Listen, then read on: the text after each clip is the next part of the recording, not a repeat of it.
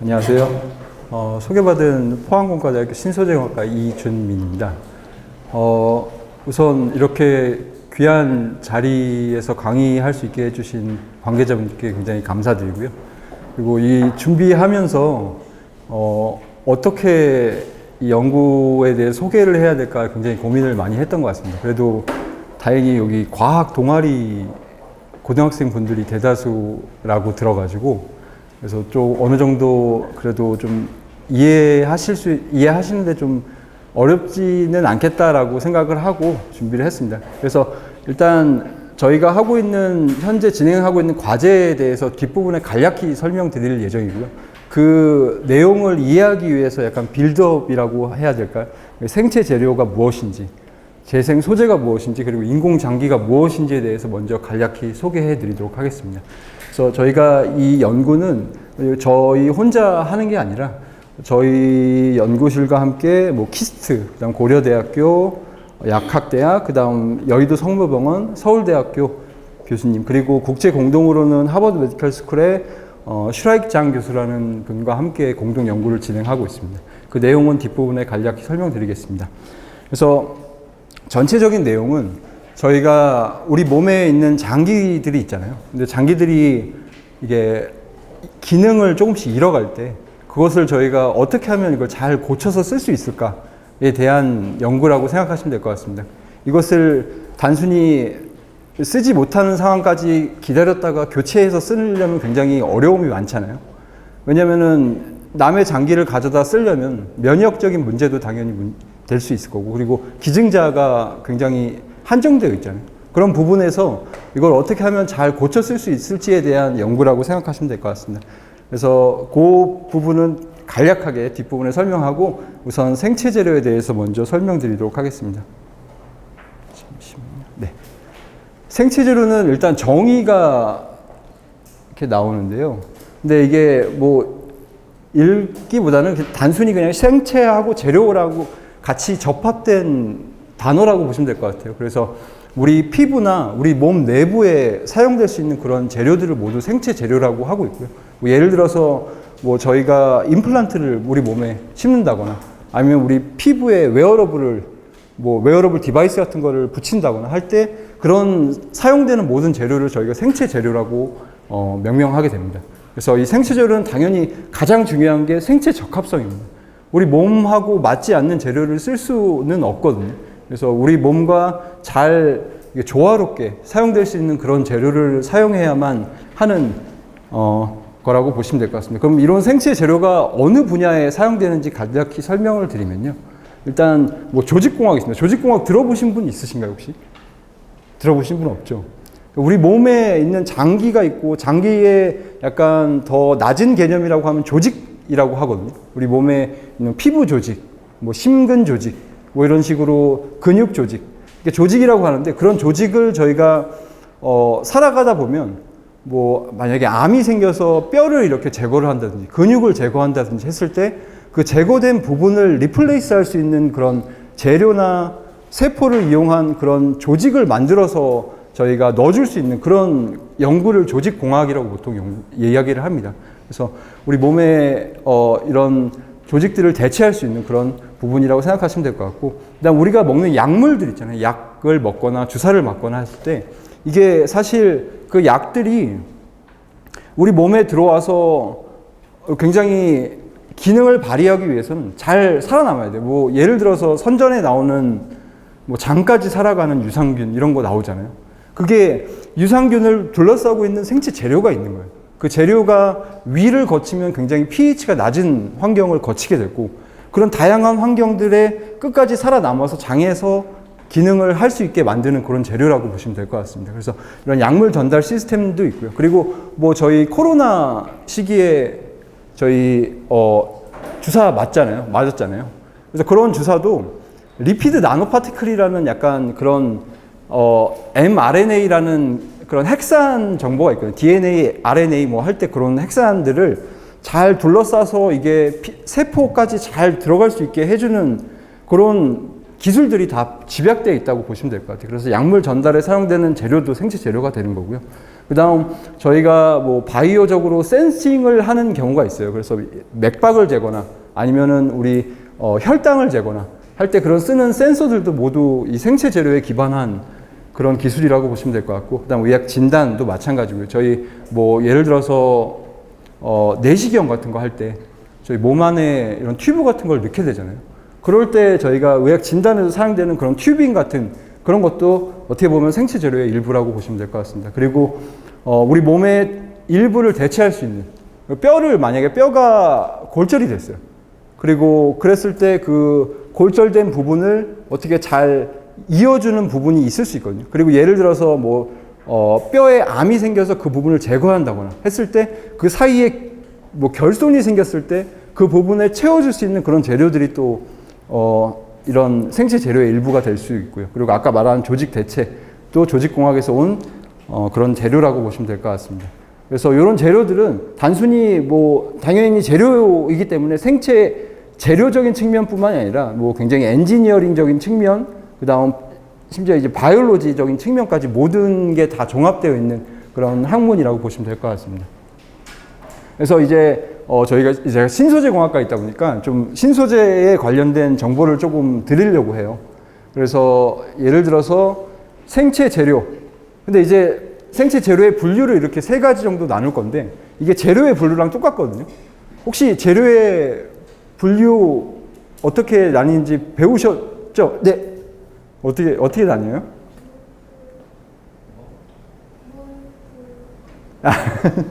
네, 물도 중요한 부분입니다. 근데 이제 소재 측면에서 이제 나누게 되면 좋은 답변이었습니다. 보통 금속, 세라믹, 폴리머 이렇게 보통 모든 재료는 이렇게 나눠집니다. 여기에 하나 더 하면 컴포짓이라는 게 있어요. 복합 재료라는 게 있는데 복합 재료는 이종의 물질을 섞은 그런 재료라고 보시면 돼요.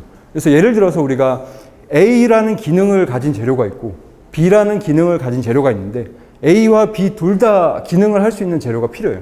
그렇게 되면 저희가 새로운 재료를 개발하거나 아니면 쉬운 방법이 A라는 재료의 특성을 갖고 있는 재료와 B의 특성을 갖고 있는 재료를 같이 섞게 되면 그런 두 가지의 성능을 다 갖고 있는 그런 재료를 만들 수 있게 됩니다. 그게 이제 복합 재료가 되고, 근데 일반적으로는 저희가 금속, 세라믹, 폴리머 이렇게 나눕니다. 뭐 초등학교 문제 이런 게 나온다고 해요. 그래서 뭐 예를 들어서 이 중에 다른 재료는 무엇인가 해서 나무, 그다음 뭐 옷, 플라스틱, 그다음 아령 이렇게 나와요. 답이 뭘까요? 아령이겠죠. 그렇죠? 왜냐하면 아령은 메탈로 되어 있잖아요. 지금 앞서 말한 모든 재료들은 폴리머 기반 재료입니다. 그래서 저희가 일반적으로 생각했을 때 메탈, 세라믹이 아니면 거의 다 폴리머라고 생각하시면 돼요. 웬만한 재료는 다 폴리머라고 생각하시면 되고, 근데 메탈은 여기 보시면 여기 빨간색으로 보이는, 빨간색이 아니죠. 여기 파란색으로 보이는 뭐 나트륨, 마그네슘 많이 들어보셨을 거예요. 타이타늄 이런 재료들로 구성되어 있고, 세라믹 같은 경우에는 여기 옥사이드라는 측면이 있어요. 이게 산화됐다고 약간 얘기를 하는 부분도 있는데 이거 나중에 또 설명드리고, 폴리머는 여기 빨간색, 우리 몸을 구성하는 일반적인 원소들하고 대부분 겹치게 돼요. 그래서 폴리머를 많이 이제 생체 재료로 사용되게 되는 이유이기도 하고요. 그리고 폴리머는 이 앞선 메탈과 세라믹과는 다르게, 메탈과 세라믹은 우리 원자 배우잖아요. 그 원자들로 이렇게 구성되어 있거든요. 진짜 클로즈 팩, 그러니까 굉장히 조밀하게 원자들이 빽빽하게 있는 그런 게 모여서 메탈과 세라믹이 되는 건데, 폴리머는 어떻게 보면 저희가 스파게티를 상상하시면 될 것 같아요. 이렇게 체인들이 있고 그 체인들이 같이 이렇게 모여 있는 게 폴리머라고 생각하시면 될 것 같거든요. 그런 게 특성이 있습니다. 그래서 이게 각각이 갖는 특성에 대해서 제가 간략히 또 설명을 드릴게요. 그래서 메탈은 예를 들어서 Fe, 철 원자들이 굉장히 많이 모이게 되면 우리가 보는, 가시적으로 볼 수 있는 그런 철이 돼요. 그러면은 그 철이 보통 메탈 결합을 갖고 있다고 얘기를 하는데, 그거 배우시는지 모르겠어요. 이게 저희가 원자 번호만큼 전자를 가지고 있잖아요. 그렇죠? 이게 플러스 마이너스 약간 핵과 전자의 그런 관계에 의해서, 그래서 저희가 그 중에 맨 끝에 있는 애들은 이 플러스 중앙에 있는 중심과 인터랙션이 적어요. 그래서 쉽게 떨어져 나와서 움직일 수가 있어요. 그걸 우리가 이렇게 자유전자라고 보통 얘기를 해요. 그래서 금속들은 보통 보면은 이 전자들이 자유롭게 움직일 수 있는 그런 환경이에요. 그래서 금속은 열 전도가 빠르죠. 그 이유가 한쪽에 열이 가해지게 되면 이렇게 전자들이 열을 받아서 운동 에너지가 높아져요. 그 높아진 운동 에너지를 반대편으로 쉽게 전달할 수 있기 때문에 열 전도가 높아지게 됩니다. 전기 전도도가 좋죠. 왜냐하면 당연히 전자가 있으니까 이쪽에서 뭐 마이너스나 플러스를 가해주게 되면 반대편으로 전자가 움직이거나 왔다 갔다 하면서 전기를 잘 통할 수 있게 해주는 거예요. 그 두 가지가 있고, 혹시 투명한 금속 보신 적 있어요? 투명한 금속. 없죠. 이 자유전자 때문에 그래요. 자유전자가 우리가 볼 수 있는 가시광선들을 흡수하거나 반사를 해요. 그래서 그 반사하는 애들을 저희가 눈으로 볼 수 있는 거고, 금 같은 경우에는 노란색 계열을 반사하기 때문에 노란색을 볼 수 있는 거고, 보통 굉장히 은색이나 이런 부분은 웬만한 모든 빛을 반사하기 때문에 저희가 은색으로 볼 수 있게 되는 거고, 이게 반대인 건 아시죠? 저희가 색칠을 할 때 모든 색을 조합하면 검은색이 되잖아요. 근데 빛은 모으면 밝은색이 돼요.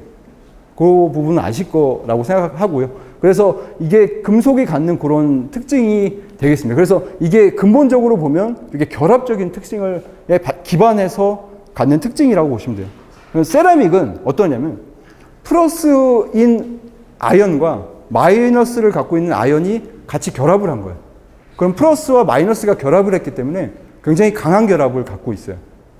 금속보다도 조금 더 강하다고 보셔도 될 것 같아요. 그래서 N극과 S극이 만나는 것처럼 플러스 마이너스가 이렇게 결합을 갖고 있기 때문에 얘가 어떻게 보면 플러스 주위에 마이너스 이렇게 있는 거잖아요. 그러면은 외부에서 힘이 가해지게 되면 이 플러스에 있는 마이너스가 이렇게 있는데 여기서 위로 올라가게 되면 옆에 마이너스를 만나게 돼요. 그렇죠? 그러면은 여기 플러스도 올라가게 되면 플러스를 만나게 돼요. 그래서 브리틀한 거예요. 그래서 저희가 유리, 세라믹 이게 브리틀하잖아요. 잘 깨지죠. 그 이유가 이 이온 결합을 갖고 있기 때문에 그렇게 되는 거예요. 플러스와 마이너스 간에 서로, 왜냐하면 이제 금속 결합 같은 경우에는 그냥 원자이기 때문에 얘네들이 움직여도 그렇게 크게 반발력이 크지는 않거든요. 근데 플러스 마이너스 차지를 갖고 있기 때문에 얘네들은 반발력을 갖고 있어요. 그래서 브리틀한 특징을 갖고 있어요. 그리고 자유전자가 없기 때문에 열 전도도 낮고 전기 전도도 없고요. 그렇게 이해하시면 될 것 같아요. 그러고 나서 폴리머는 공유결합이라는 걸 갖고 있어요. 공유결합 아마 여기 고등학생분들은 아시죠? 네, 근데 공유결합이 뭐냐면 그냥 아까 플러스 마이너스는 그냥 차지에 의해서 서로 붙어 있는 거라면 공유결합은 그 전자를 공유하는 거예요. 서로 이 원자들이 공유하면서 갖고 있다고 보시면 될 것 같아요. 그래서 공유하는 그런 결합을 갖고 있고 그게 이렇게 체인 형태로 폴리머들은 만들어져요. 그래서 체인이 있고 그 체인 간에 약한 결합에 의해서 서로 이렇게 엉켜 있는 그런 약간 스파게티와 같은 형상을 갖고 있다고 생각하시면 될 것 같아요. 그래서 그런 특징을 갖고 있다라고 이해하시면 될 거예요. 그래서 당연히 이쪽도 자유전자가 없기 때문에 보통은 열전도도나 전기전도도가 없고, 그리고 아까 투명한 거 얘기했었죠. 메탈에서는 투명한 게 없어요. 세라믹 같은 경우에는 이게 굉장히 원자들이 배열이 잘 돼 있으면 투명해져요. 그래서 얘가 뭐 저희 유리 같은 거 이런 거 보면은 투명하잖아요. 이거를 잘 원자들을 잘 배열하게 되면 투명해지고, 배열성이 틀어지게 되면 불투명해지게 돼요. 이게 왜냐면은 빛이 들어가면서 스캐터링이라고 이렇게 반사가 되는 거거든요. 그런 거에 의해서 투명성이 떨어지게 됩니다. 근데 폴리머는 반대예요. 폴리머는 랜덤하게 있어요. 왜냐하면 체인 하나가 이렇게 있는 거거든요. 그래서 랜덤하게 있을 때 투명해요. 저희 PT병 같은 거 보면은 그게 어떻게 보면 랜덤하게 있을 때 투명한 거고, 그걸 좀 불투명하게 하려면 약간 이렇게 좀 정렬을 하게 만들면 저희가 불투명하게 만들 수 있게 되는 겁니다. 그래서 그런 특징이 있다고 이해하시면 될 것 같아요. 그래서 그런 부분이 있고, 금속은 아까 설명드린 금속은 우리 몸에 있는 단단하잖아요, 금속은. 그래서 웬만하면 저희 뼈를 대체하는 데 많이 사용합니다. 그래서 뼈 연구하시는 의사 선생님하고도 같이 얘기를 해보면 그 의사 선생님이 암 관련돼서 연구를 하시거든요. 뼈 암이 굉장히 많이 발생을 해요. 그러면은 그걸 제거할 수 있는 방법이 거기를 이제 제거하는 거거든요. 파내야 돼요. 그 부분을.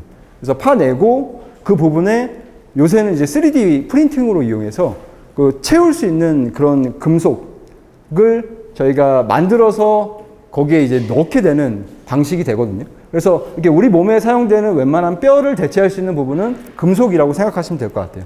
그리고 거기 외에 아까 설명드린 저희 내부로 내시경 같은 거 할 때 넣는 튜빙이라든지 아니면 요 스텐트라는 게 있어요. 스텐트 혹시 들어보셨을 것 같긴 한데 이게 저희가 혈관이 막혔을 때 혈관이 막히면 저희 혈액 공급이 안 되잖아요. 그러면은 굉장히 큰일 나는 상황인데 그때 사용되는 게 이제 스텐트예요. 이게 지방이 축적되거나 했을 때 혈관이 줄어들게 되면 이 스텐트가 이렇게 펴져 있는 상태가 아니라 우산처럼 접혀 있어요. 접힌 거를 이렇게 그쪽에 전달을 해가지고 저희가 이 관을 넣고 거기에 펼쳐요. 우산처럼 펼치게 되면 이 막혀있던 혈관을 얘가 이렇게 팽창시키는 그런 역할을 하게 되는 거예요. 그런 스텐트도 굉장히 중요한 그런 금속 기반의 바이오 소재라고 보시면 될 것 같고요. 그 다음에 카테터라는 게 있어요. 이건 아마 처음 들어보셨을 거예요.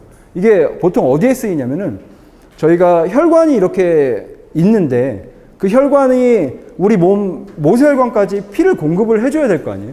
근데 이 중간에 만약에 예를 들어서 혈관이 일직선이어야 되는데 비이상적으로 동그랗게 구멍이 생겼다고 생각을 해봐요. 그러면은 거기서 난류가 발생되거든요. 그러면은 거기서 속도가 줄어들게 돼서 우리 몸 모세혈관까지 전달이 안 되게 됩니다. 그래서 이거를 이제 혈관을 통해서 이 관을 집어넣어가지고 거기에 이렇게 여기 쇠 같은 이런 금속 물질을 거기에 메꾸는 데 역할을 사용해요. 그렇게 생긴 비이상적인 혈관을 이런 걸로 메꾸게 되면 혈류 흐름을 원래대로 되찾을 수 있게 됩니다. 그거를 이제 저희가 카테터라고 보통 얘기를 합니다. 그래서 그런 부분들이 있고요. 그 다음 종류는 보통 금속 기반은 이렇게 세 개를 많이 사용해요. 저희 스테인리스 스틸은 주방에서 많이 사용하는 저희 스탱이라고 보통 많이 하는데 냄비가 보통 요 재질이거든요. 그러니까 철만 있으면 못 써요. 철이 굉장히 약해요. 그러니까 이렇게 강하지 않아요. 근데 그 철이 강하게 만드는 요인이 요 탄소예요. 탄소를 집어넣게 되면 철이 강해져요. 그래서 강철이라고 그러거든요. 그래서 철에 탄소가 들어가게 되면 강한 철이 되는 거고 거기에 근데 이제 문제가 철은 금방 녹슬어요. 녹슬면은 우리 몸에 사용될 수 없잖아요. 크롬과 니켈을 넣게 되면 녹슬을 방지할 수가 있어요. 그래서 녹쓰는 것도 방지하고 강하게 만들게 되면 저희가 이것도 생지 재료로 사용될 수 있게 됩니다. 근데 이게 코발트, 크롬이나 타이타늄보다는 그래도 이게 성능이 떨어지는 재료여서 많이 사용은 안 되고 있고요. 그다음 코발트, 크롬도 아까 여기 크롬이 부식성이 강하다고 얘기를 드렸잖아요. 그래서 코발트와 크롬을 넣게 되면 굉장히 부식이 굉장히 강해요. 근데 강해서 좋긴 한데 이게 가장 베스트 재료인 타이타늄보다는 그 성능이 떨어지게 돼요. 그래서 보통 저희가 치과에 가면은 교정할 때 저희가 철 넣잖아요. 그게 보통 스테인리스 스틸 아니면 코발트 크롬을 사용하신다고 보면 될 것 같아요. 그거는 이제 우리 몸과 그렇게 직접적으로 닿지는 않는 부분에 사용된다고 보시면 될 것 같고. 근데 저희가 임플란트를 하게 돼요. 만약에 임플란트를 하게 되면 우리 치아에 나사를 박는 거잖아요. 그건 실제로 우리 몸과 직접적으로 연관이 있는 건데 그건 타이타늄을 보통 많이 사용합니다. 이게 타이타늄이 굉장히 좋은 재료거든요. 그래서 우리 몸과 거부 반응이 없는 거의 유일한 금속 재료라고 보시면 될 것 같아요. 그래서 타이타늄이 좋은데 근데 이걸 많이 사용하지 않는 이유가 비싸요. 비싼 게 어쩔 수가 없는 거죠. 그러니까 저희가 항상 시장의 원리를 따라서 가격과 뭐 이런 걸 좀 따져야 봐야 되겠죠. 그래서 타이타늄이 그런 기능을 갖고 있다라고 보시면 될 것 같아요. 그리고 덴시티가 또 중요하거든요. 우리가 뼈를 만약에 대체한다고 생각했을 때 뼈 덴시티 혹시 아세요? 뼈 물에 떠요, 안 떠요? 안 떠요. 네, 맞아요. 네, 뼈가 한 1.2에서 1.3 정도 되거든요. 그러니까 가라앉아요. 1보다 크니까. 그런데 스테인리스 스틸하고 코발트 크롬은 7 이상이에요. 그럼 뼈의 7배, 6배, 7배나 무거운 거예요. 그래서 저희가 만약에 여기 뼈 어느 부위를 대체한다고 했을 때 이질감이 많이 들겠죠. 그렇죠? 많이 무겁다고 느끼겠죠. 근데 타이타늄은 한 4.5 정도예요. 그러면은 한 3배, 4배? 그나마 덜 경량화된 그런 재료라고 보시면 될 것 같아요. 그래서 이 타이타늄이 좀 많이 사용되고 있다라고 이해하시면 될 것 같습니다. 그래서 요거는 이렇게 설명드리려고 했던 부분이고, 근데 이제 타이타늄도 갖고 있는 문제가 가격뿐만이 아니라 이 금속은 어떻게 만들어도 나노 스케일로 들어가면 어쩔 수 없이 이렇게 요철이 있어요.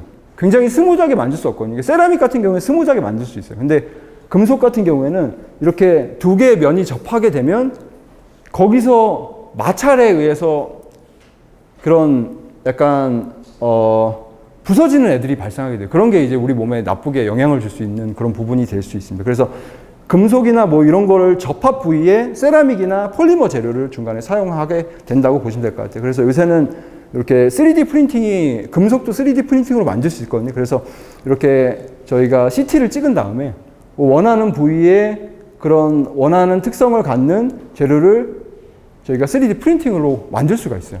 그러면은 실제 그거를 프린팅한 이후에 환자한테 이식하게 되면 되는 겁니다. 그래서 굉장히 요새는 환자 맞춤형으로 쉽게 만들 수 있다라고 이해하시면 될 것 같습니다. 그리고 이제 세라믹은 뭐 알루미나 지르코니아 이런 부분들이 있어요. 그래서 요거는 뭐 재료적인 측면은 그만 넘어가고요. 여기 굉장히 부드러워요. 저희가 도자기 같은 거 많이 만들어 보셨을 것 같아요. 뭐 유리나 그런 부분에서. 그래서 보통 이렇게 금속이 만날 수 있는 부분이나 그런 사이 접합 부위에 부드러운 부분으로 중간에 넣는 그런 특징을 갖고 있습니다. 그리고 깨지기 쉽거든요. 그래서 우리 몸에 많은 부분을 넣기가 어려워요. 왜냐하면 깨지면 큰일 나기 때문에. 근데 우리 뼈도 세라믹 기반으로 된 거 아시나요?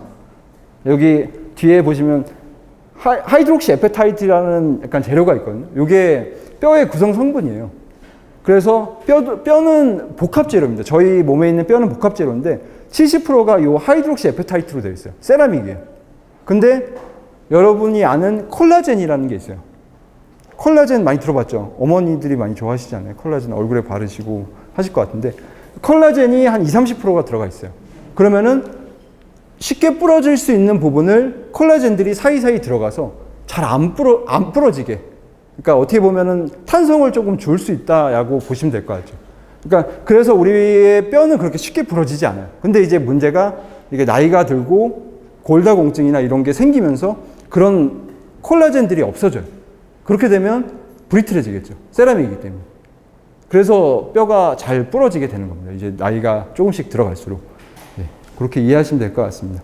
그리고 고분자는 아까 말했듯이 체인들로 구성되어 있어서 그 체인들이 같이 이렇게 약간 엉켜 있는 그런 특징을 갖고 있다고 보시면 될 것 같아요. 그래서 기능성도 굉장히 좋고, 뭐 경제성, 그다음 뭐 경량성 이런 부분에서도 굉장히 좋은 특징을 갖고 있어요. 그러면 여기서 이제 생각해 봐야 될 게 저희가 금속과 세라믹은 녹는 점을 보통 얘기하거든요. 그러니까 녹는 점의 개념이 뭐냐면 여러분도 아마 수업 시간에 배워보셨을 텐데 이 원자 간에 굉장히 다닥다닥 붙어있는 구조라고 했잖아요. 녹는 점은 그 원자 사이의 거리를 떼어놨을 때 녹는 점이라고 해요. 그 온도, 그 에너지. 그 정도의 에너지를 줘야 원자 간의 사이가 멀어진다라고 이해하시면 될 것 같아요. 근데 이제 녹는 점의 개념이 고분자에는 좀 다른 개념이 들어가요. 왜냐하면 체인 간의 결합들이 있는데 그 결합들은 약한 결합이거든요. 그럼 그 결합을 떼내기 위한 온도는 훨씬 낮아요. 그래서 이게 스파게티가 되는 거고요. 그 온도가 이제 여기 설명드릴 부분인데 껌이 있어요. 껌도 고분자예요. 제가 아까 말했듯이 금속, 세라믹 아니면 거의 고분자라고 말씀드렸잖아요. 껌은 고분자예요. 그러면은 그게 그 체인 간의 결합을 어느 정도 약화가 시키면 얘가 말랑말랑해져요.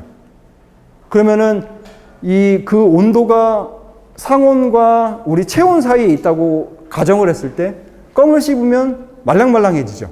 그쵸? 근데 거기에 찬물을 마시면 어떻게 돼요? 다 딱딱해지죠. 그쵸?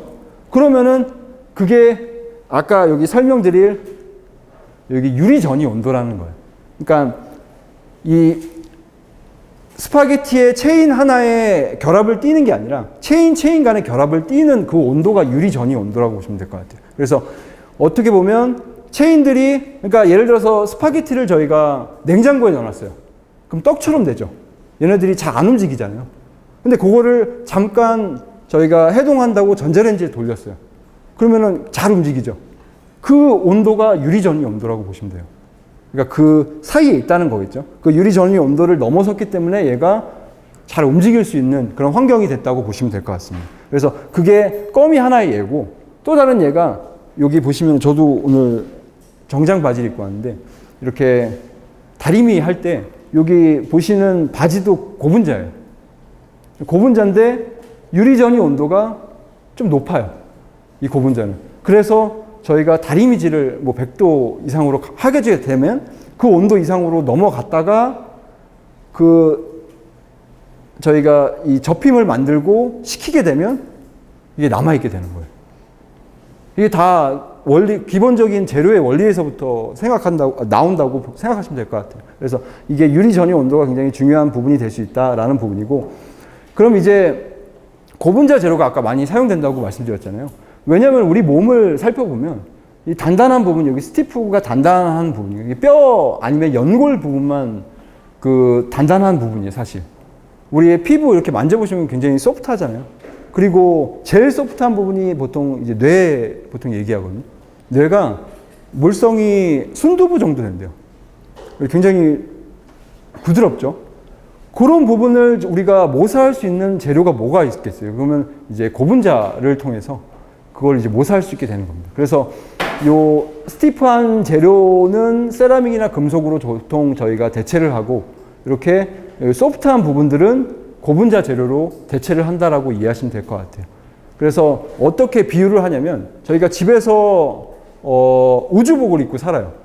굉장히 불편하겠죠. 왜냐면은 그렇다는 얘기는 저희 몸에 뭐 피부에 금속을 붙이거나 했을 때 불편하겠죠. 근데 내복을 입고 있어요. 그럼 굉장히 편하겠죠. 왜냐면 우리 몸과 굉장히 유사한 물성을 갖고 있기 때문이에요. 그게 그렇기 때문에 저희가 고분자를 많이 한다고 생각하시면 될 것 같아요. 그래서 그러면 이제 소프트하게 만드는 측면에서는 어떤 방식으로 접근하고 있냐면, 재료 자체를 저희가 소프트한 재료를 쓰는 거예요. 뭐 예를 들어서 이렇게 단단한 재료를 쓰는 것이 아니라 요 밑에 보시는 뭐 하이드로젤 같은 소프트한 재료를 사용한다거나, 아니면 디멘전을 낮추면 단단한 재료도 플렉서블해져요. 저희 알루미늄 호일 아시죠? 금속인데 플렉서블 하잖아요. 이것도 디멘전을 낮추면 이 단단한 재료도 소프트해질 수 있어요. 그래서 그런 방식으로도 응용을 하고요. 그 다음 이렇게 스트럭처를 만들 수 있어요. 그러니까 이게 그냥 쇠로만 이어져 있다면 이렇게 구부러질 수 없겠죠. 근데 이런 스프링 구조를 갖고 있기 때문에 구부러질 수 있는 거거든요. 그래서 이런 방식으로 저희가 디자인을 하고 있고, 근데 보통은 폴리머 기반으로 저희가 재료적 측면으로 접근을 한다고 이해하시면 될 것 같아요. 그 중에 하나가 이제 하이드로젤이라는 거예요. 하이드로젤, 우리 몸에 들어가는 보통 이식제를 고분자 기반으로 사용한다면 하이드로젤을 많이 사용합니다. 굉장히 소프트하고요. 물을 좋아해요. 그래서 물을 흡수할 수 있는 그런 특징을 갖고 있어요. 그래서 여러분들 아마 이런 장난감 가지고 노셨을 것 같은데, 이게 하이드로젤 기반이에요. 그래서 이게 물을 흡수하기 전에는 굉장히 작죠, 볼륨이. 근데 이게 물을 흡수하면 커지잖아요. 그렇죠? 그게 이제 물이 들어갔기 때문에 그렇게 되는 거고, 그게 이제 하이드로젤이라고 보통 얘기를 합니다. 그래서 그 하이드로젤을 이용해서 굉장히 다양한 걸 할 수 있어요. 뭐 화학적으로, 물리적으로 굉장히 다양한 걸 바꿈으로써 저희가 실제 우리 몸에 사용될 수 있는 그런 재료로 활용될 수 있다라고 생각하시면 될 것 같아요. 그 다음에 이제 재생 소재가 뭔지에 대해서 설명드릴게요. 이제 생체 재료는 어느 정도 이해하셨을 거라 생각되고, 재생 소재를 설명하기 위해서 재생 의료에 대해 설명하면, 아까 제가 말씀드렸듯이 우리의 몸의 기능에 이상을 보이는 장기들을 고쳐 쓸 수 있는 방법이라고 생각하시면 되겠어요. 약을 전달한다거나, 아니면은 요거를 어떻게 저희가 회복시킬 수 있는 회복제를 그 부분에 전달을 시켜준다거나, 아니면 줄기세포도 많이 쓰거든요. 줄기세포 아마 들어보셨을 것 같은데, 줄기세포가 어떻게 보면 굉장히 스마트한 그런 의약품이라고 보시면 될 것 같아요. 왜냐면은 저희가 어떤 질병이 있어요. 근데 약을 먹는데 그 질병이 끝날 정도만 약을 먹어야 되는데 저희가 인지할 수가 없잖아요. 어느 정도 양을 먹어야 될지 분간이 안 되죠. 근데 이제 줄기세포는 살아있기 때문에 인터랙션을 해요.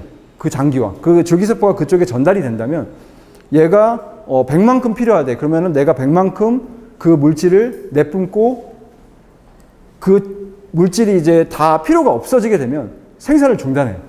굉장히 어떻게 보면 굉장히 스마트하게 우리 몸을 치료할 수 있는 그런 재료의 하나라고 보시면 될 것 같아요. 그게 줄기세포가 될 수 있고요. 그 다음 이제 그 외에는 저희가 이제 약물을 전달하는 방식을 사용한다고 보시면 될 것 같아요. 그래서 우리 몸을 한번 거꾸로 들어가 볼게요. 우리 몸이 있고 우리 몸을 이루는 장기들이 있어요.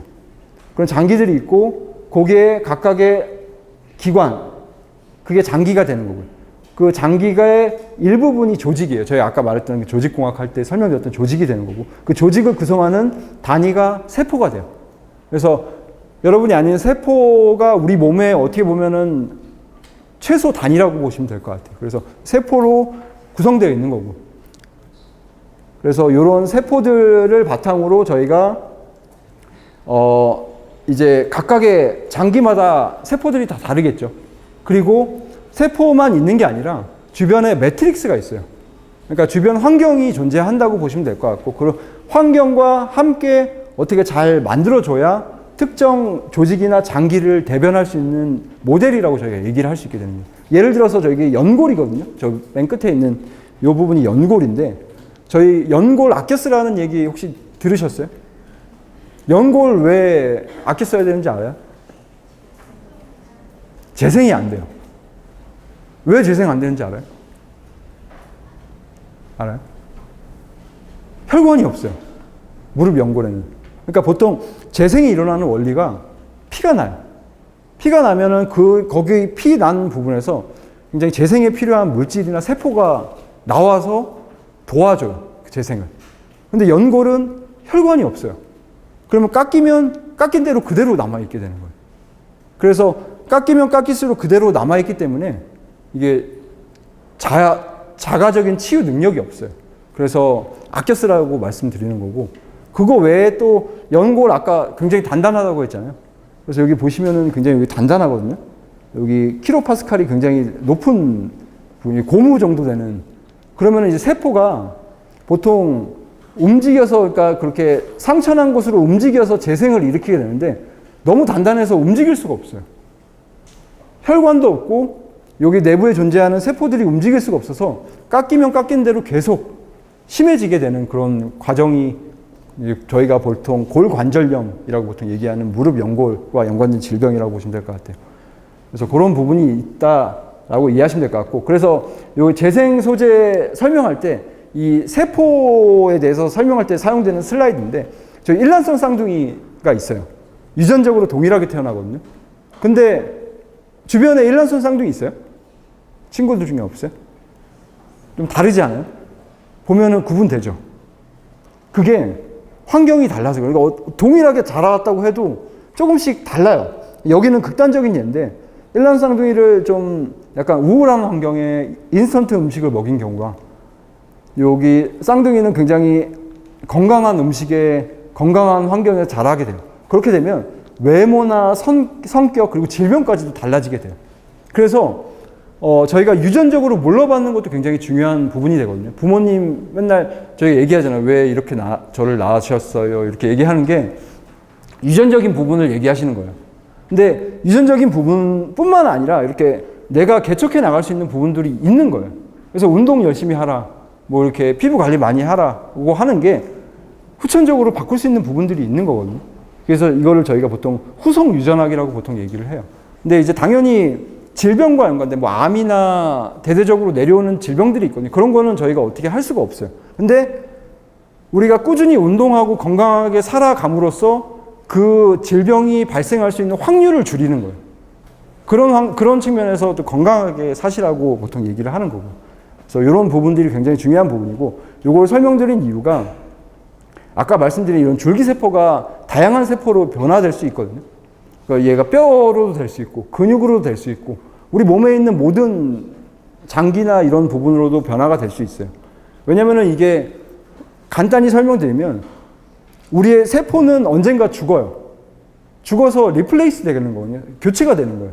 그럼 교체하려면은 그거에 소스가 있어야 될 거 아니에요.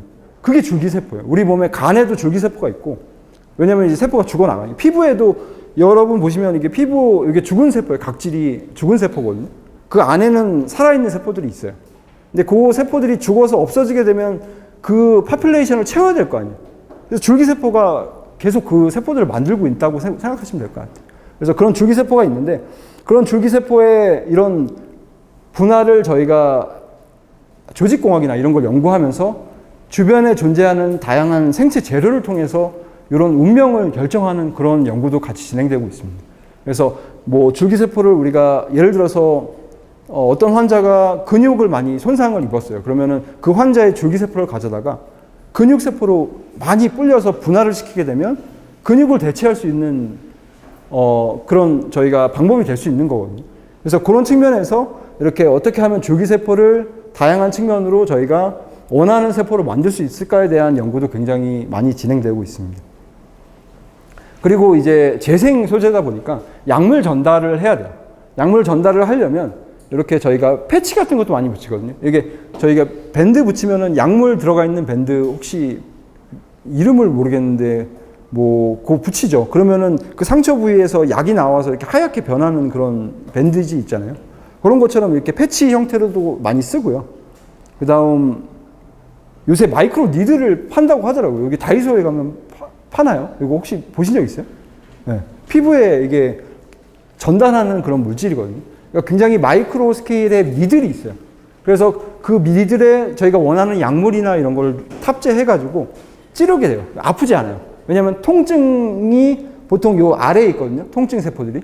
근데 그 위를 건드는 거기 때문에 아프지 않게 약물을 전달할 수 있는 방법이 돼요. 그래서 지금 제가 최근에 어떤 회사의 그 약간 기술성 검토를 갔다 왔는데 그 회사가 그런 저희 코로나 백신 같은 거를 주사 외에 마이크로 니들로 만들려고 하더라고요. 그 마이크로 니들에 그런 백신을 탑재해가지고 그걸 피부를 통해 전달하는 방식으로 하려고 했습니다. 그래서 마이크로 니들용이 된다면 아마 굳이 병원 안 가셔도 집에서 이렇게 맞을 수 있는 방법이 될 수 있을 것 같아요. 향후에는. 죄송합니다. 그 다음 이제 인공장기에 대해서 설명드리도록 할게요. 요 글에서 나온 것 같이 인공으로 만든 장기예요. 그러면 이제 두 가지 측면이 있겠죠. 저희가 이거를 큰 스케일로 만들어서 실제로 대체를 할 수 있는 방법이 있을 거고 다른 방법. 근데 이게 그거는 좀 사실 힘들어요. 왜냐면은 그 큰 스케일의 장기를 저희가 외부에서 만들어서 이식을 한다는 것 자체는 좀 힘들 수 있거든요. 근데 이제 향후 몇십 년이 지나면 가능할 수 있겠죠. 기술력이 계속 쌓이다 보니까. 근데 여기서 말한 인공장기는 저희가 이제 약물을 개발하기 위해서 우리 몸에 실험하기 어렵잖아요. 약물 같은 거. 그걸 이제 인공장기라고 해서 뭐 간이나 이런 거를 우리가 그러니까 최소화된 단위로 만들어서 그걸 이제 약물 테스트용으로 쓰게 되는 그런 측면이라고 보시면 될 것 같습니다. 그래서 그 부분에 대해 설명드릴게요. 일단 코로나를 다시 한번 설명드리면 이게 폐로 감염이 되잖아요. 근데 이게 폐에만 영향을 미치는 게 아니에요. 폐뿐만 아니라 이 주변 장기들에 모두 영향을 미치게 되거든요. 이거를 설명드리는 이유가 이 장기는 다 연결이 되어 있다. 서로 상호작용을 한다는 부분을 말씀드리고 싶어서요. 그래서 만약에 예를 들어서 하나의 장기만 만들어서 우리가 요거를 어떻게 드러그 약물에 테스트하겠다라고 하면 어떻게 보면 한계가 될 수 있겠죠. 왜냐하면 상호작용을 하기 때문에. 그래서 다종의 장기를 같이 만들어서 테스트를 해야 어느 정도 우리 몸을 갖고 있는 그런 체계를 좀 모사할 수 있지 않을까라는 측면에서 이 슬라이드에 들어왔고요. 그리고 이게 지금 약물 개발에 관련된 거거든요. 여기 보시면은 요게 약물 초기 단계의 숫자예요. 초기 단계 숫자고 이게 이렇게 임상 1상, 2상, 3상을 거치면서 궁극적으로 굉장히 극소수만 승인이 나게 돼요. 그 이유가 뭐냐면 보통 이 환자의 테스트하는 임상에 들어가기 전에 보통 하는 실험들이 실험실에서 플라스틱 기반의 약간 저희가 보통 우리 몸은 3D잖아요. 근데 2D 기반으로 하는 실험이라든지 아니면은 요 동물 실험, 쥐를 이용해서 많이 실험을 해요. 종간의 특이성이 또 있거든요. 우리 몸과 쥐는 같을 수가 없어요. 그래서 쥐에 아무리 효능이 좋다고 하더라도 우리 몸에 적용되게 되면 이게 굉장히 떨어지게 됩니다. 그래서 이러한 측면이 존재하는 거고요. 그래서 이거를 어떻게 극복할까에 대해서 연구를 하다가 이제 사람들이 생각을 한 게 아까 말씀드린 인공장기를 만드는 거예요. 그러니까 각각의 뭐 예를 들어서 여기 간을 대체할 수 있는 인공장기를 만들고 여기 뭐 콩팥, 뼈, 뭐 심장 이런 거를 대체할 수 있는 인공장기를 만들어서 얘네들을 각각 다 이어서 연결해 놓으면 우리 몸의 그런 체계를 다 모사할 수 있기 때문에 거기에 이제 약물을 투과해서 효능이 있는지 없는지를 체크해 보겠다고 생각하시면 될 것 같아요. 그래서 그런 식의 연구가 되는 거고, 그래서 이거는 뭐 사람 세포를 쓴다라는 부분, 그리고 더 복잡한 환경 이런 부분에 저희가 접근을 하고 있다라고 이해하시면 될 것 같습니다. 그리고 그렇게 만든 인공장기는 여기 보시면은 저희 폐거든요. 폐 몇 센치인 줄 알아요? 저희? 한 재보신 적 있어요? 없죠? 보통 성인이 한 30cm 정도 돼요. 30cm 정도 되는데, 여기 30cm 정도 된다고 보시면 거기에 이제 폐포 꽈리가 있고, 거기에 이제 내부로 들어가면 이렇게 아까 말씀드린 세포가 존재하게 되는, 세포랑 매트릭스.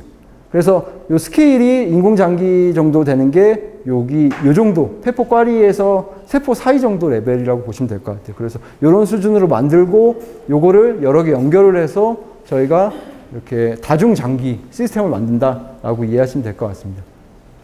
그래서 여기에 들어가는 기술들도 굉장히 다양하거든요. 그래서 바이오 프린팅이라는 게 있어요. 그래서 세포랑 매트릭스를 이렇게 프린팅을 하는 거거든요. 그래서 이렇게 프린팅을 해서 굉장히 저희가 원하는 물질을 만들 수 있어요. 그래서 저희가 CAD로 디자인을 하고 그걸 이제 프린트 버튼만 누르면 걔네들이 알아서 그걸 프린팅을 해요. 이제 쉬워졌죠. 그래서 그런 기술이 있고, 세포나 미세 유체칩이라고 해서 여기 저희 몸에 있는 혈류를 약간 모방하는, 혈관에서 혈액이 흐르잖아요.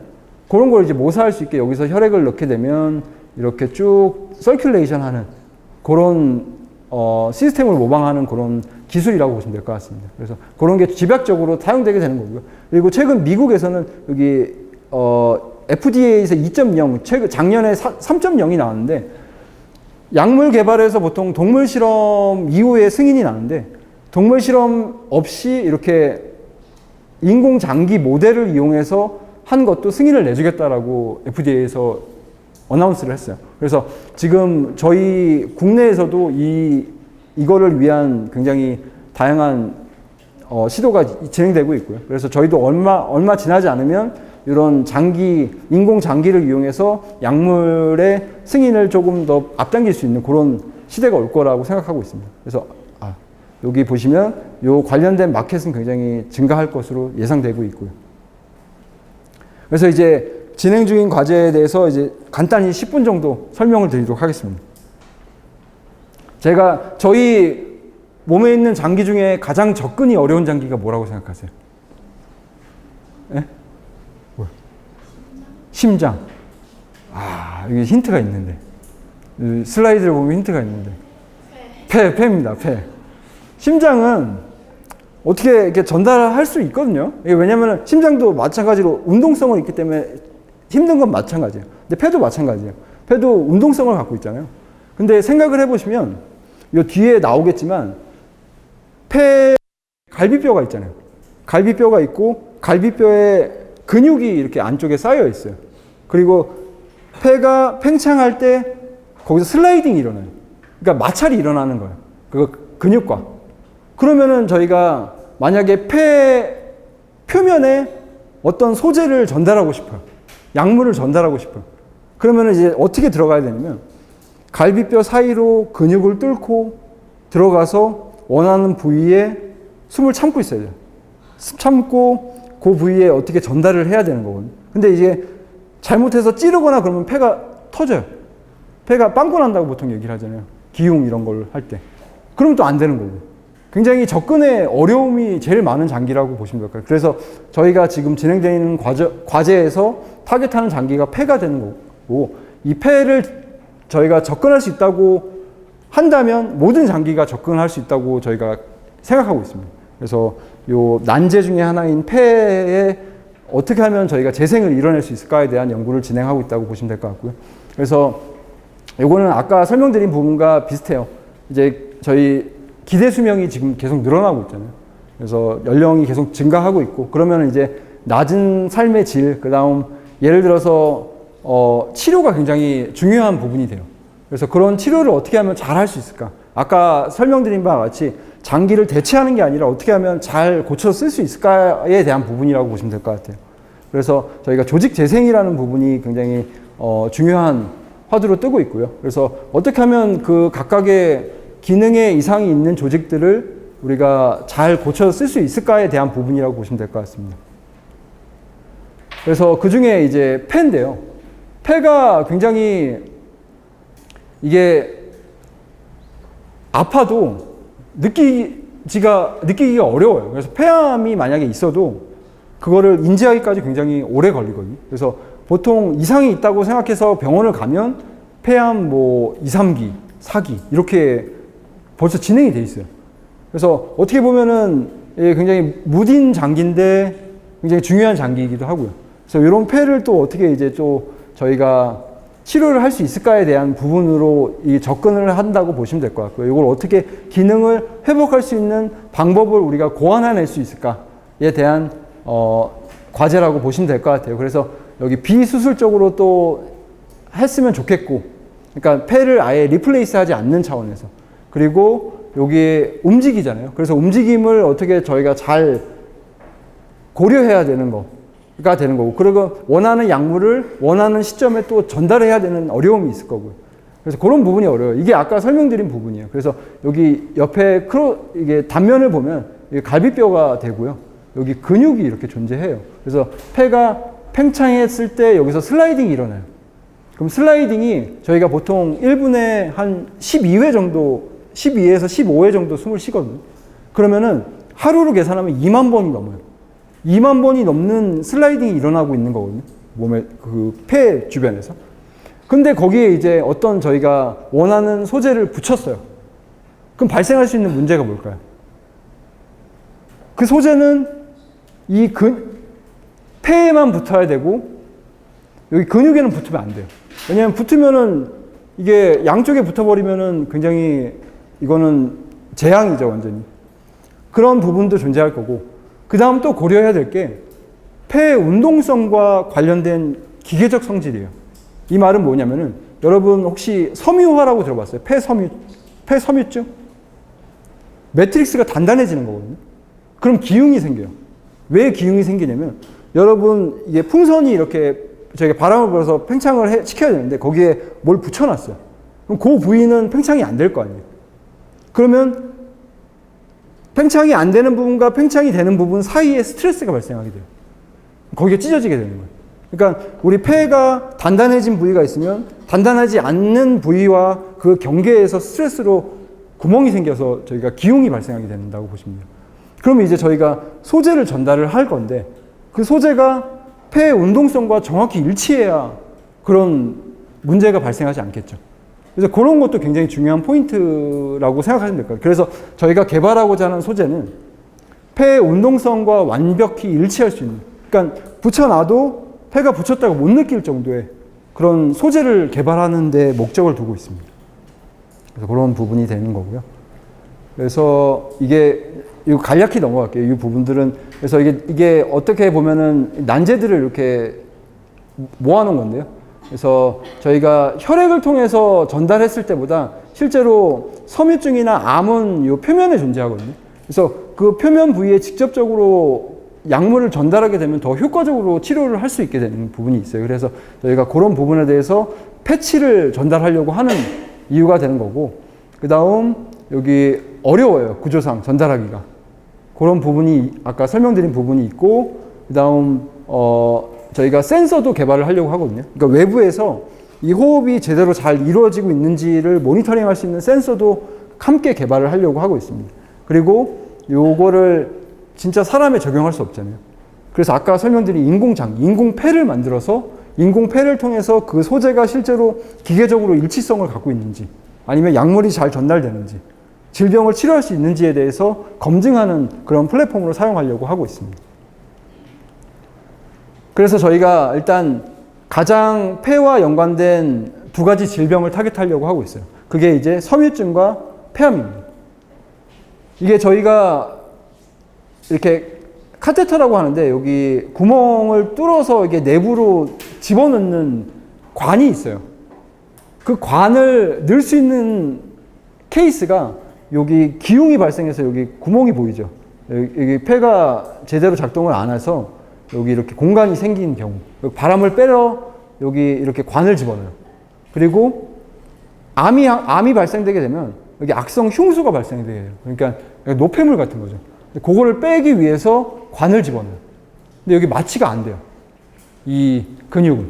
그래서 저희 과제 참여하고 있는 여의도 성모병원 교수님과 얘기를 해봤을 때 환자들이 굉장히 싫어한대요. 이 관을 넣는 것 자체가. 굉장히 거부감이 많다고 하는데 이거를 꼭 넣어야 되는 이 두 가지 케이스로 저희가 타겟을 잡기로 했어요. 그래서 어차피 넣어야 되는 그 경우에 우리가 넣어서 그 재생 소재를 그 부위에 전달해보고자 저희가 이 과제를 진행하게 되었습니다. 그래서 타겟은 아까 말씀드린 대로 요 섬유증과 요 폐암 일어난 부분을 타겟하는 거고요. 그래서 요거는 이제 기계적 일치성에 관련된 부분이에요. 이건 좀 너무 복잡해서 그냥 단순히 폐가 팽창하고 찢어질 때 좀씩 단단해지거든요. 어떤 물질이 팽창하면 단단해져요. 이게 일반적인 거거든요. 왜냐면은 이게 팽창이 일어나게 되면 우리 볼도 그냥 말랑말랑한데 바람을 넣고 만져보면 좀 단단해지거든요. 그런 것처럼 그런 거에 물성을 동일하게 약간 일치할 수 있는 저희가 고분자 소재를 개발을 해가지고 그걸 기반으로 패치를 만들었어요. 그러면은 이게 실제로 폐가 움직이는 기계적 성질을 동일하게 따라갈 수 있는 그런 재료라고 보시면 될 것 같아요. 그래서 그런 소재를 이용해서 저희가 폐에 전달을 하려고 하고 있고요. 그다음 그게 말씀드린 기계적 일치성에 관련된 부분이 되는 거고요. 그래서 저희가 이렇게 기계적 일치성에 갖고 있는 소재에 약물을 전달할 수 있는 플랫폼을 저희가 달아가지고 폐에 전달을 하게 돼요. 그리고 이와 동시에 요거를 이제 테스트할 수 있는 이제 아까 말씀드린 인공장기, 인공폐 모델을 만들어서 동물 질병 모델과 함께 복합적으로 이제 테스트하는 그런 과정을 거치게 된다고 보시면 될 것 같아요. 그래서 약물은 어떻게 전달하냐라고 하면 일단 여기 아까 카테터에 집어넣어야 되기 때문에 이렇게 말아서 전달할 건데 이 약물에 이런 식으로 저희가 여기 뒤에 나오는 이런 식의 코일을 달아놔요. 이 코일을 달아놓는 이유가 이 저희가 레디오 프리퀀시라고 보통 얘기를 하는데 이게 주파수에 따라서 반응하는 그런 특정 주파수에서 반응하는 재료가 있어요. 그거를 이제 여기에 달아놓는 게 되는 거예요. 그러면은 우리가 특정 주파수를 가해주게 되면 이게 반응해서 열이 발생을 해요. 그러면 약물이 들어있는 소재에 열이 발생하면 팽창이 일어나거든요. 그럼 이제 공간이 넓어졌기 때문에 약물들이 쉽게 나올 수 있게 되는 환경이라고 보시면 될 것 같아요. 그래서 저희가 요거를 4개 정도 다룰 거거든요. 이렇게 뒤에 아마 이렇게 4개를 달아가지고 이게 초기, 중기, 후기 이렇게 롱텀으로 저희가 원하는 약물을 선택적으로 프리퀀시만 바꿔가면서 그러니까 예를 들어서 1번 약물 프리퀀시를 가해주게 되면 얘만 약물이 나오게 되고 2번, 3번, 4번 이렇게 순서대로 저희가 약물을 릴리즈할 수 있는 그런 플랫폼을 만들려고 하고 있습니다. 그래서 아까 말씀드린 소재적 측면이 이런 부분이 들어가는 거고 거기에 저희가 이렇게 전달을 해서 여기 외부의 센서까지 같이 함께 해서 기능적으로 잘 작동하고 있는지에 대해서 모니터링을 하려고 하고 있습니다. 네, 이렇게 이해하시면 될 것 같고요. 그래서 요거는 그냥 간단히 넘어갈게요. 지금 1단계 정도 단계가 있고 요거를 어느 정도 지금 소재 기술을 개발하고 있는 단계에서 이제 내년에 2단계가 되면 좀 더 고도화하고 최적화 단계를 거치려고 하고 있습니다. 그래서 이런 부분이 되는 거고 그 다음 이제 요게 이제 저희 같이 일하는 팀이거든요. 그래서 제가 여기 존재하고 여기 고대 약대 교수님하고 저희가 센싱 스크리닝 플랫폼을 만들고 아까 말씀드린 여기 임정호 교수님이 폐에 관련된 모든 임상학적인 그런 부분을 다 진단해 주시고 피드백을 주시는 그런 부분이 되는 거고 그다음에 여기 키스트의 박사님 등과 서울대 강지현 교수님과 함께 이 재생 소재 쪽을 저희가 개발을 하고 있고요. 그리고 공동 연구로는 여기 저랑 포작대 같이 있었던 그러니까 박사를 마치고 교수 되기 전에 약간 그런 비정규직 단계가 있어요. 보통 포스닥이라고 많이 하는데 그때 같이 있던 친구거든요. 근데 굉장히 연구를 잘해요. 저보다 2살 어린데 더 연구를 잘해가지고 저희가 국제 공동으로 모셔왔고, 그래서 이 사이언스라는 논문 아세요?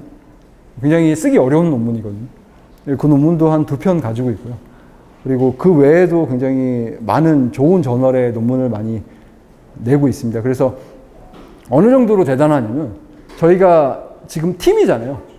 한 4-5개 팀이 합쳐서 저희가 갖고 있는 기술들이 이렇게 필요한 기술들이 이렇게 있는데, 그 중에 요 슈라익이라는 교수님이 여기 파란색으로 칠한 부분에 저희보다 앞선 기술을 갖고 계세요.